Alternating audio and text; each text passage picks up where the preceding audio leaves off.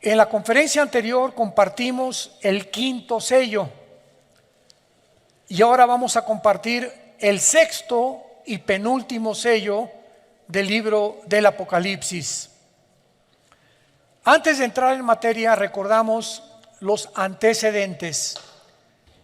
En el capítulo 1 de Apocalipsis se nos muestra claramente a Cristo ya no hecho pedazos en la cruz, sino glorificado, con los ojos como con llamas de fuego, el pelo blanco como la lana, vestido con una ropa, una túnica blanca con un cinto de oro, los pies como bronce bruñido, que se le aparecieron a Juan el apóstol, que se encontraba exiliado en la isla de Patmos hace 2000 años aproximadamente. Ahí Cristo se le aparece y le revela este libro maravilloso que se llama el Apocalipsis.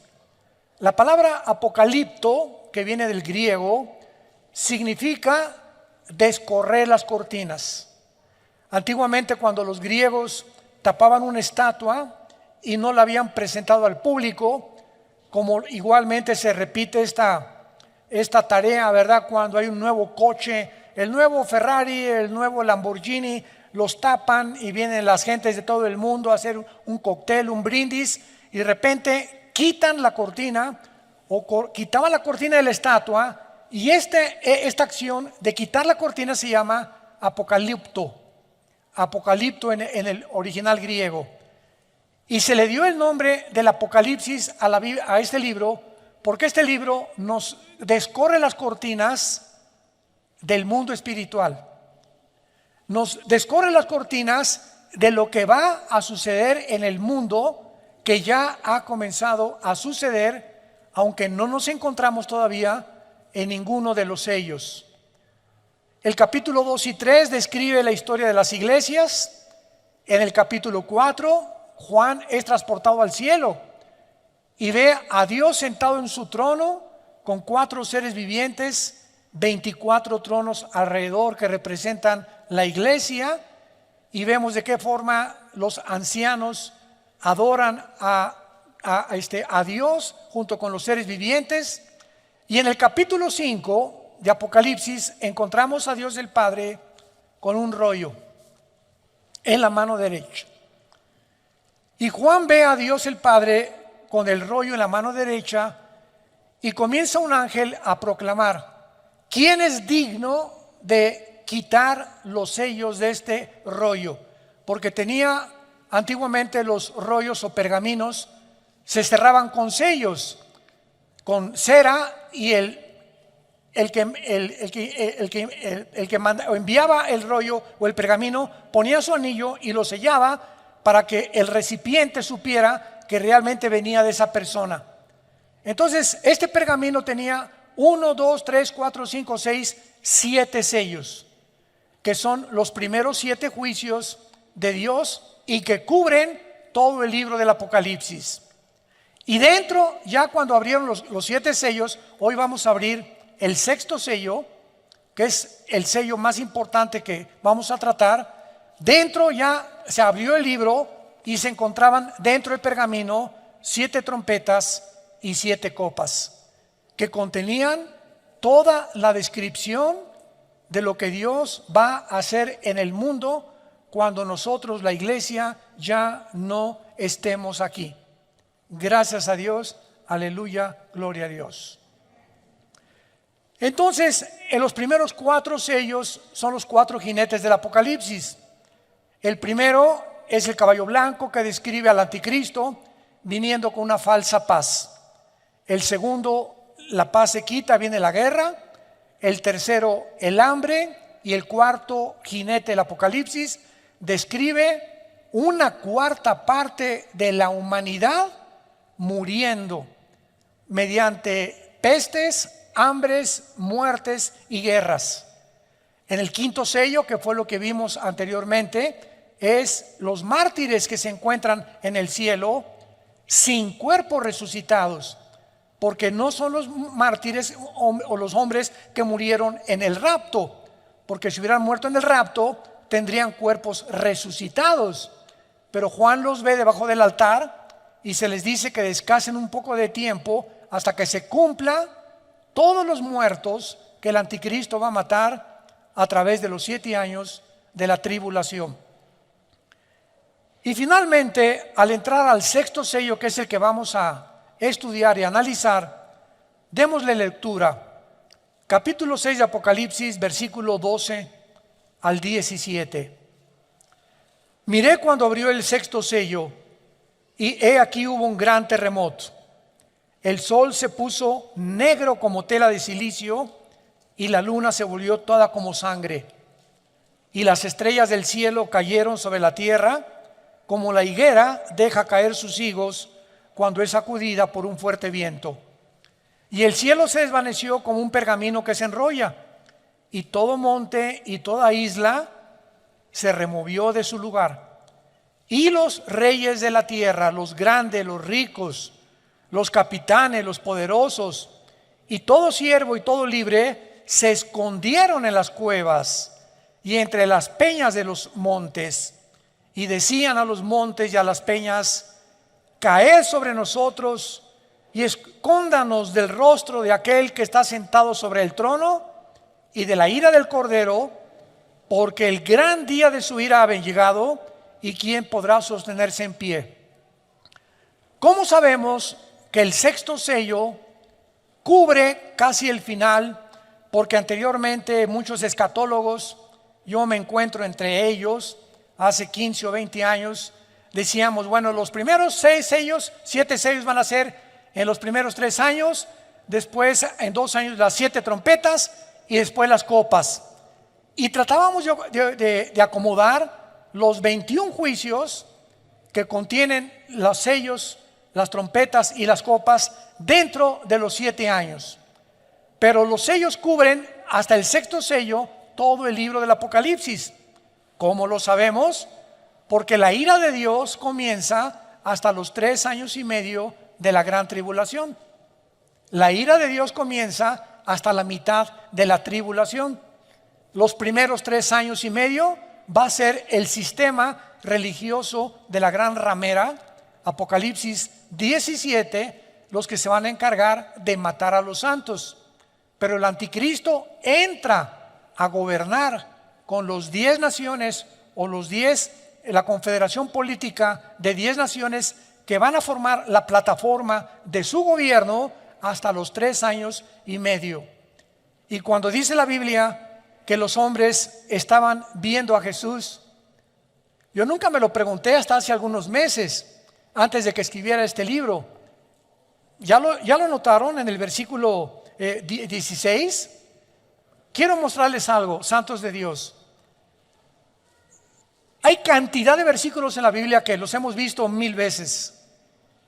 Y no nos hemos detenido muchas veces a pensar muchas cosas, lo que dicen.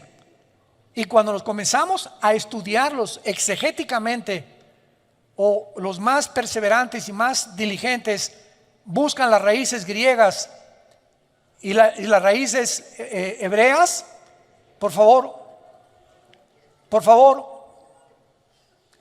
¿se callan? Disculpen. Encontramos el secreto y las perlas escondidas de Dios. Qué increíble que podamos nosotros ver cosas que antes no veíamos y nos detenemos a verlas y descubrimos cosas. Vean el versículo 16, me voy a adelantar. Y decían a los montes y a las peñas: caigan sobre nosotros y escóndanos del rostro de aquel que está sentado sobre el trono y de la ira de Dios.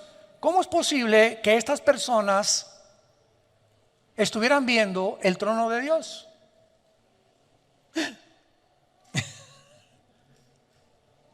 Porque el gran día de su ira ha llegado. ¿Quién se los dijo? Que ya se acercaba a la segunda venida de Cristo, y quién podrá sostenerse en pie. Y vamos a verlo más adelante. Es una sorpresa de qué forma la Biblia nos muestra en el versículo 14 que el cielo se va a desvanecer. Y esa palabra prochorizo en el griego significa que el cielo se va a dividir como se enrolla un pergamino. ¿Y saben de qué nos habla esto? De que el mundo espiritual, bueno, Señor, dame sabiduría. Tengo tanto que compartirles. Cuando rápidamente, ¿se acuerdan en Hechos 7 cuando Esteban es muerto a pedradas? ¿Se acuerdan, verdad? Tampoco lo habíamos notado. Cae hincado Esteban y dice la Biblia, vi el cielo abierto. Yo nunca me había preguntado, ¿qué tenía mira telescópica para atravesar todas las galaxias y llegar hasta el tercer cielo?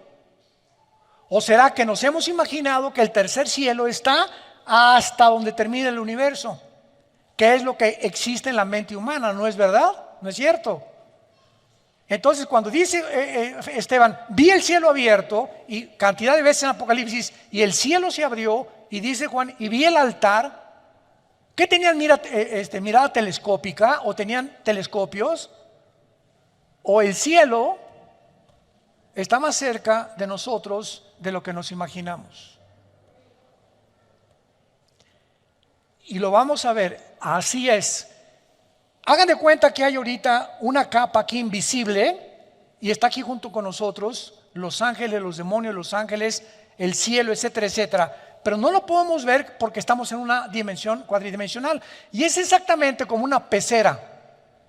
Los peces están en una pecera y nunca se imaginan que arriba de ellos hay otras entidades, seres humanos, que los estamos observando sin que ellos tengan la capacidad ni de saber que los estamos observando, ni que existe otro mundo aparte del agua donde ellos viven.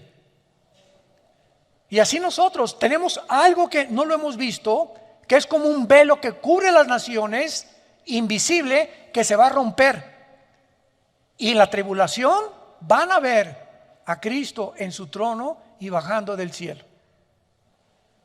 Esto es maravilloso, pero me he adelantado, pero vamos por orden para ver este maravilloso pasaje del sexto sello del Apocalipsis. Vemos en primer lugar en el versículo 12 y 13 los fenómenos cósmicos que sobrevendrán sobre el mundo y sobre el planeta Tierra. Cuando abrió el sexto sello, un gran terremoto. El sol se pone negro como tela de silicio, la luna se vuelve como sangre, y cuando dice las estrellas del cielo cayeron, no es literalmente las estrellas. Es la palabra aster en el original griego, que se puede traducir cometas o asteroides. En este sexto sello, el mundo experimenta un gran terremoto, un eclipse lunar y un eclipse solar. Y mientras que los primeros 5 sellos trajeron catástrofes de una magnitud como jamás antes había sucedido desde el diluvio, este sexto sello va a suceder en el mundo algo que jamás ni en el diluvio había sucedido. Afectará el universo entero y los enemigos de Dios lo van a reconocer. Veamos de qué forma el profeta Isaías en el capítulo 13 de su libro escribe el mismo lenguaje que escribe Juan con diferentes palabras.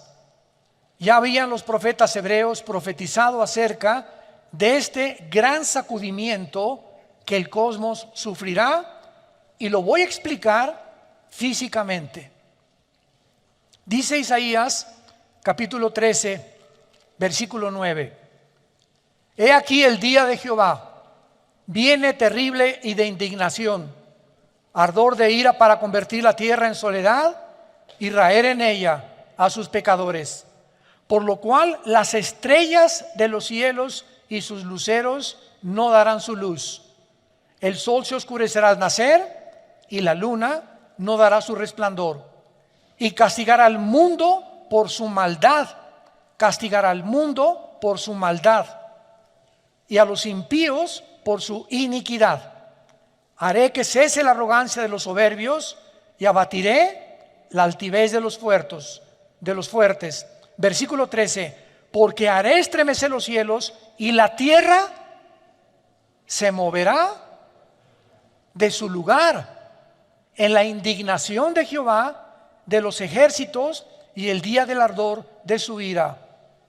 ¿Qué conocimientos de física, astrofísica, astronomía o físicos matemáticos podría haber tenido este profeta hace 2700 años? Que la tierra vendría el tiempo que se iba a mover de su lugar, cuando hasta el año 1600 Galileo Galilei descubre que realmente no es el Sol el que gira alrededor de los planetas, si nosotros estamos girando alrededor del Sol. Y cuando hasta 1700 vienen los primeros telescopios y la disciplina académica del estudio de la astronomía, comenzamos a tener ya un poquito más de conocimiento de la formación de los astros, de la serie de Orión, que son 7 estrellas calientes, y de la formación de todas las, como llaman los famosos signos del zodiaco, que son los signos donde Dios mandó no la astrología, sino la astronomía, que la astrología se robó para interpretarla equivocadamente. En fin, todo esto es maravilloso porque observamos que Isaías menciona al mundo moviéndose de su lugar, lo cual sugiere algo que altere la gravitación del mundo, moviéndolo de la inclinación que tiene el globo terráqueo de 23 grados y medio sobre su eje. O sea, la Tierra no está así, el globo terráqueo, sino que tiene una inclinación, y con esta inclinación gira alrededor del Sol en 365 días. Ahora bien, todos los planetas y todas las estrellas en el cielo tienen una distancia entre sí calculada matemáticamente. Cuando alguien me preguntó, ¿tienes alguna evidencia de la existencia de Dios? Y rápidamente le contesté, el orden del universo. Hay un orden impresionante en el universo donde las galaxias giran, las estrellas giran, ninguna choca con una, las galaxias tampoco, la Tierra mantiene su movimiento sobre su eje en 24 horas, en 365 días. ¿Quién le está dando esta velocidad a la Tierra? Porque existe una ley física que dice que el movimiento va proporcional a la fuerza que se le aplica. Es una ley física. Lo voy a explicar. Yo tengo una canica y le hago así a la canica y la canica sale disparada por la fuerza que le apliqué con el dedo. Pero ¿qué pasa con la canica? Se tiene que detener. Disparas una flecha y le aplicas la flecha del arco y la flecha sale y cae porque hasta ahí llegó la fuerza que le impusiste. Disparas una bala, la bala sale por el impulso de la pólvora y la bala tiene que caer forzosamente. No hay ningún cuerpo que siga la fuerza que se le aplicó. Pregunta a los señores ateos que nos oyen a través de las redes o los que se encuentran aquí, profesores de la universidad. ¿Quién le dio el movimiento y quién mantiene a la Tierra en su movimiento 24 horas sin detenerse? ¿Quién? ¿Nostradamus? ¿O Walter Mercado? ¿O es un accidente? En física no hay accidentes, discúlpame. Ahora, esto es en el macrocosmos. Ahora, si nos ponemos en el microcosmos y tenemos un microscopio electrónico, vamos a encontrar que la materia está formada de átomos. Y el núcleo, que es el átomo, tiene alrededor protones, electrones y neutrones que giran a una velocidad impresionante, que mantienen la cohesión de la materia. ¿Quién mantiene esta cohesión y esta velocidad? ¿Quién se las dio? Bueno, eso es solamente un pequeño, como decimos, ¿verdad?, botón de muestra. Pero vamos a continuar dándonos cuenta que aparte de la distancia que se encuentra matemáticamente calculada, serán sacadas de sus órbitas los planetas y las galaxias, afectando los campos gravitacionales y magnéticos de otras galaxias cercanas. Esto es lo que pasa, hablando físicamente, cuando un cuerpo se desplaza del movimiento que Dios le dio. También se menciona el oscurecimiento, ya lo vimos, del sol y la luna, porque el color negro siempre en la Biblia representa el mal, el pecado, los juicios de Dios, de lamento. Sin embargo, para que el sol aparezca de una forma global oscuro, tal vez pueda ser, es posible por erupciones volcánicas alrededor del mundo, porque todos los volcanes en esta época todos van a explotar, lo cual producirá sin ninguna duda un gran terremoto. Y también podemos ver que este oscurecimiento tendrá un origen no en ellos mismos, sino en algo que bloqueará la luz. Y un oscurecimiento parcial ocurre en la cuarta trompeta. Vayamos rápido a la cuarta trompeta en Apocalipsis 8. ¿Ven por qué les dije que trajeran su Biblia, chamaquitos? Apocalipsis 8:4 dice la Biblia, Apocalipsis 8:12.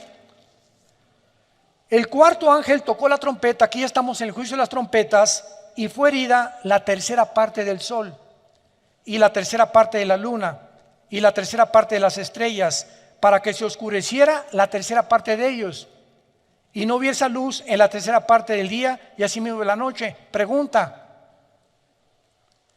en el sexto sello se oscurece todo.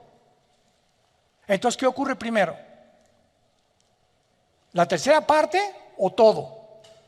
Pues es lógico que primero la tercera parte, ¿verdad?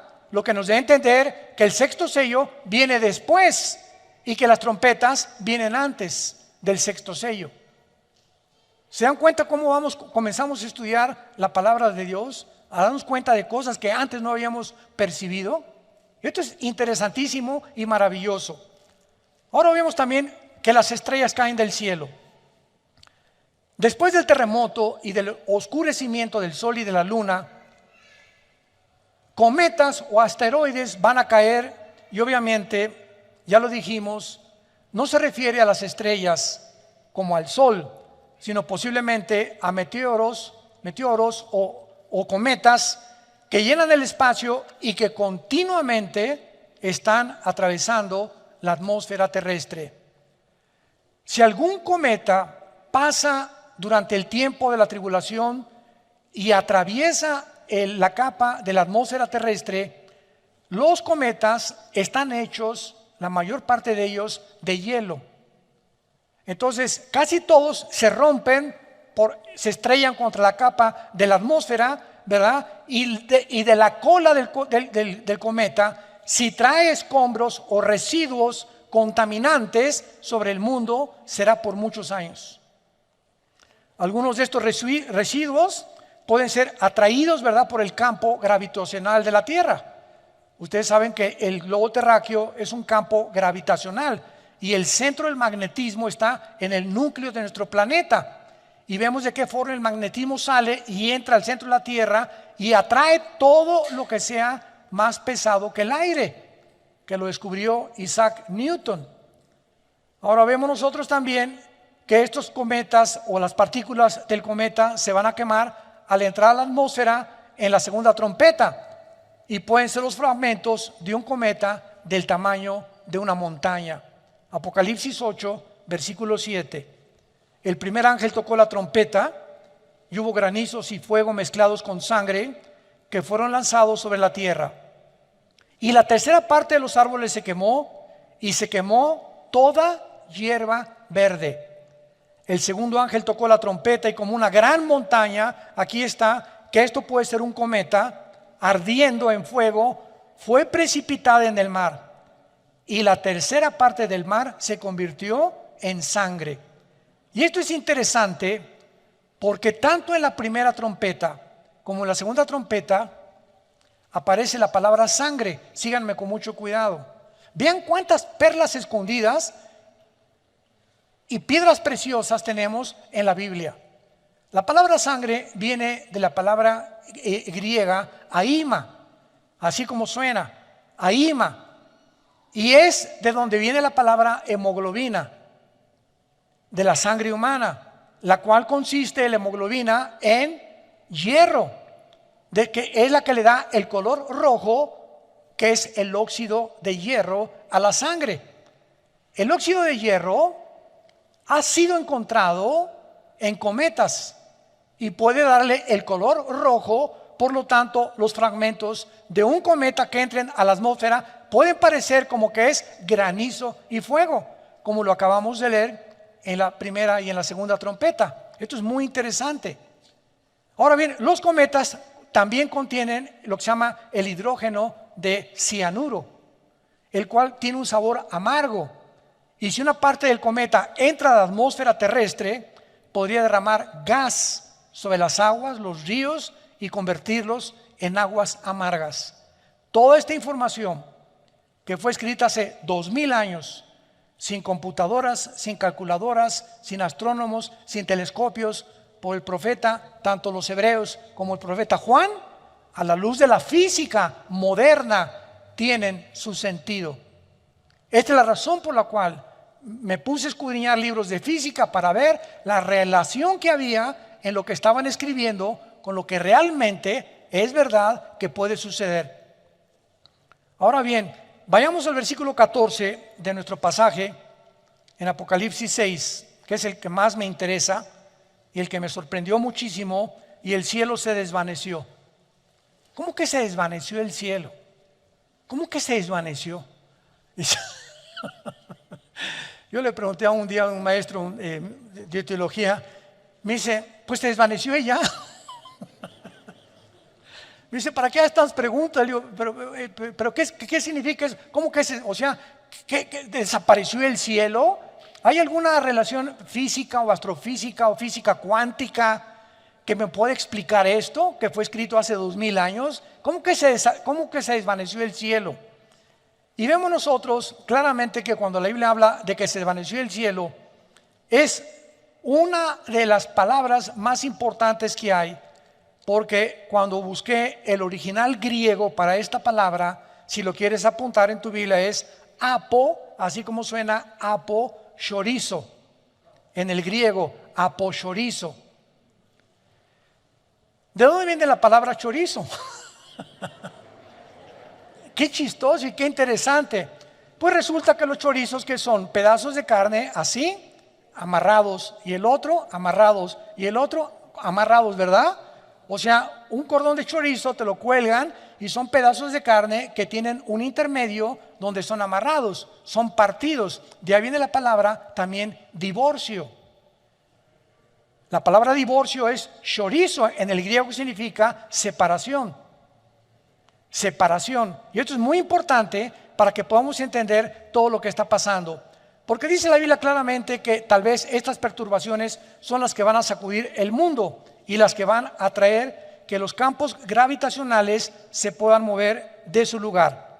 Y es interesante de qué forma se ha observado en los últimos años de una forma muy clara las fluctuaciones, o sea, los cambios del campo magnético del mundo antes que ocurran los terremotos, que son los famosos sismólogos. El de Boulder, Colorado, en Estados Unidos, es uno de los más famosos departamentos de sismología. Entonces tienen aparatos, ¿verdad?, que pueden decir, viene un terremoto en media hora o en una hora.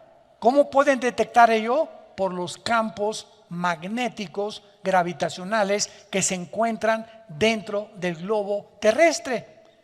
Y de manera interesante se ha observado que estas fluctuaciones de estos campos magnéticos del mundo ocurren antes que los terremotos, casi en un 90%, pero muchas veces no les da tiempo a nuestros amigos sismólogos de avisarnos. Como en el 85 en la Ciudad de México, ¿verdad?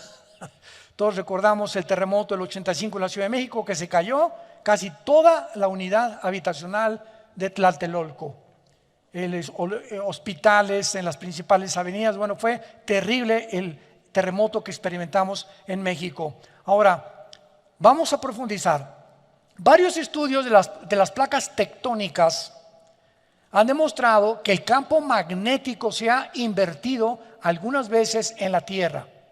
O sea, debajo de la Tierra hay capas, así, una sobre otra, ¿verdad? ¿Qué es un terremoto?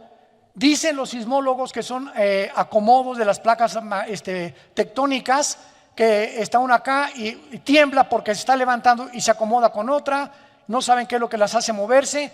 pero es lo que hasta ahorita los sismólogos consideran como el origen de los terremotos, el acomodamiento de las placas tectónicas. Y esto significa que cuando hay un campo magnético que se invierta, los polos, el polo norte y el polo sur, queda el polo norte abajo y el polo sur arriba. La Tierra tiene una inclinación de 23 grados y medio sobre su eje, hacen esto. ¿Y qué pasa cuando la Tierra se mueve de su eje? ¿Sabían ustedes que en el terremoto de Chile, en el de Indonesia, se movió cerca de 1 grado la inclinación de la Tierra? Que fueron terremotos de casi 8 o 9 grados en la escala de Richter. Y los astrónomos lo confirman y como consecuencia el campo magnético se debilita. En otras palabras, nuestro escudo interno protector del campo solar y el exterior, que es la capa de ozono, completamente se va a desvanecer. Y por eso en Apocalipsis 16, en las copas, el sol quemará a los seres humanos, porque desaparecerá completamente la capa de ozono. Esto puede ser lo que Elías profetizó, que de lo alto se abrirán las ventanas de los cielos y temblarán los cimientos de la tierra. Isaías 24, 18. Ahora veamos lo que es esta inversión polar, que es lo que más interesante nos muestra la Biblia hace 2000 años. Una inversión polar, pudo haber ocurrido en el tiempo del diluvio, porque podemos observar que cuando comenzó el diluvio, la Biblia dice, Génesis 7:11, las ventanas de los cielos fueron abiertas y el agua salió de debajo de la tierra. O sea, el diluvio fue un sándwich. Salió agua de debajo de la tierra y agua que cayó de arriba de la tierra sobre los seres humanos. Quedaron como en un sándwich donde hasta los picos de las montañas más altas fueron tapados. Ahora, cuando hay esto, ¿verdad? Y el agua sale de la tierra, sugiere una actividad masiva tectónica. Ahora los físicos pueden explicar esto. Y esta actividad masiva tectónica parece haber continuado por algunas generaciones después del diluvio, porque fue en esa época que ocurrió la división de los continentes. Vayamos a Génesis capítulo 10. Esto es tremendo en el área de la geografía, la astronomía y la física. Génesis capítulo 10. Tú toma un mapa geográfico, un mapa mundi, y ve, por ejemplo, América, y pones África, y pones Europa, y pones del otro lado al continente, ¿verdad?, australiano, el Asia Menor, etcétera, etcétera. Y la Tierra no estaba dividida en América, en Europa, África, Australia, etcétera, etcétera. Todo era una masa completa de tierra.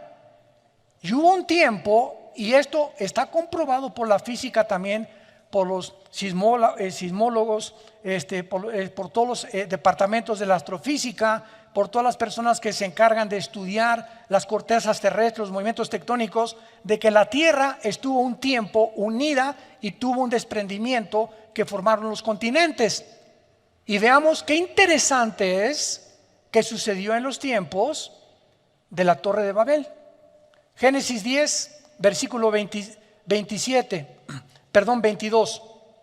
Génesis 10, 22. Los hijos de Sem fueron Elam, Asur, Arfaxad, Lud y Aram. Los hijos de Aram, Uz, Ul, Geter y Mas. Arfaxad engendró a Sala y Sala engendró a Eber.